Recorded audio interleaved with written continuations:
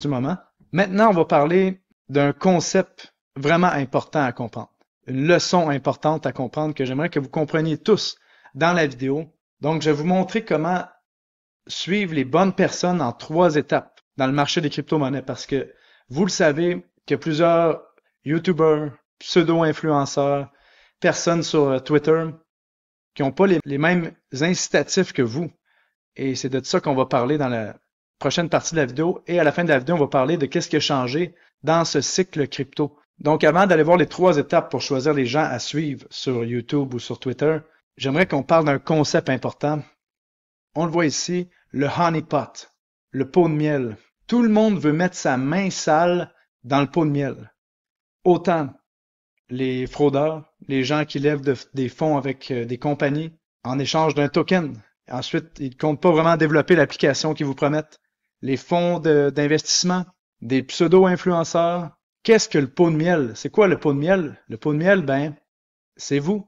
Si vous comprenez pas que vous êtes le pot de miel pour plusieurs acteurs de l'écosystème crypto, vous allez payer cher. Vous êtes ce qui est le plus précieux. Et c'est pour ça que mon but, moi, c'est de protéger ma communauté de guerriers.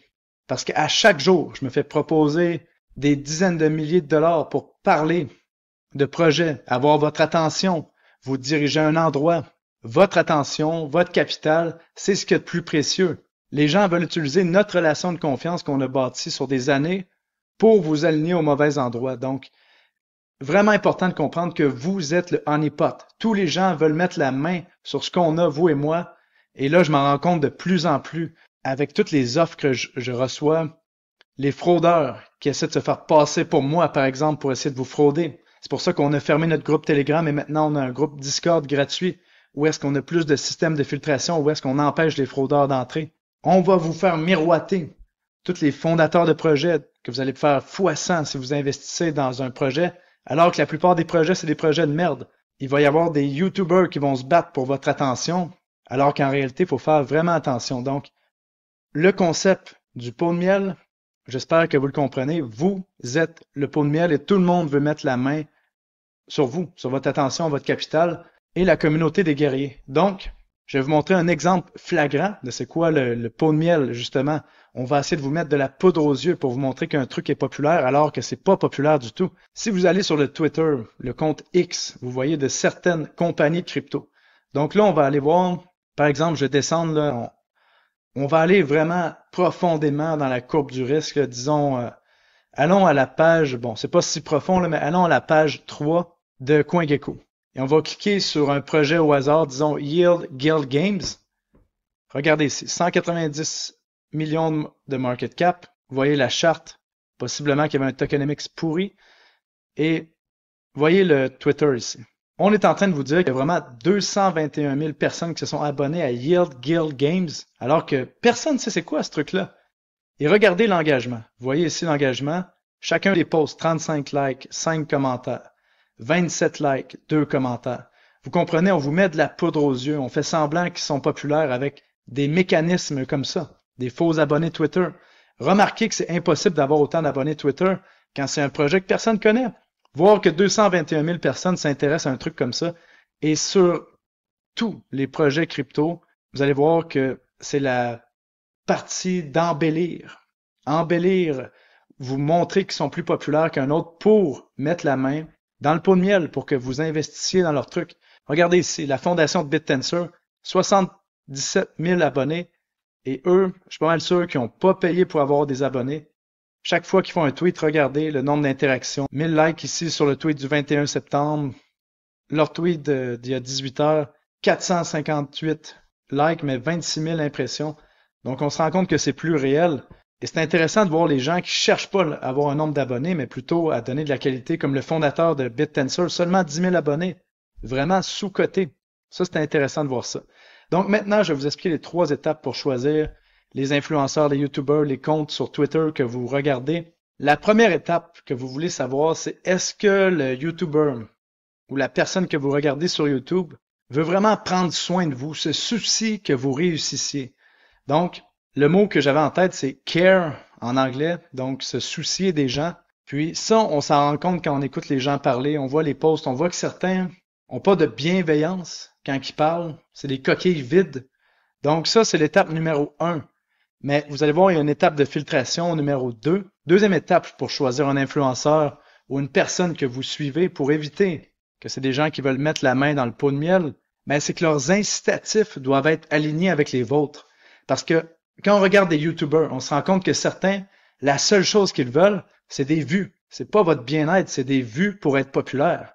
Donc, par exemple, s'il y a des gens qui vous parlent de pépite la pépite à chaque semaine, à chaque vidéo qu'ils font, il y a une nouvelle pépite, mais on se rend compte que 3 mois après, la pépite s'en va à moins 90%, ben, peut-être qu'ils voulaient juste des vues. Aussi, quand on parle d'incitatif, on veut s'assurer que la personne qu'on suit a le même intérêt que vous. Par exemple, si vous suivez un analyste, ben, vous voulez que son but, c'est de grandir son portfolio. Parce que si son but, c'est de grandir son propre portfolio, ben, ça peut vous aider à avoir des réflexions qui vous aident à grandir votre propre portfolio. Mais rappelez-vous que vous êtes responsable de vos décisions en tout temps. Et pour revenir encore une fois aux incitatifs alignés, rappelez-vous qu'on est dans l'économie de l'attention. Donc les gens vont mettre des titres qui vont vous attirer vers leurs vidéos, mais c'est des coquilles vides. Vous en connaissez plusieurs. Arrêtez de les écouter. Perdez pas votre temps avec des gens qui n'ont pas les incitatifs alignés avec vous. Même chose si vous suivez un trader qui fait du scalping, qui prend des positions à chaque 2 minutes et vous êtes un investisseur long terme. Ben, ça sert à rien de suivre le scalper, à part peut-être pour du divertissement.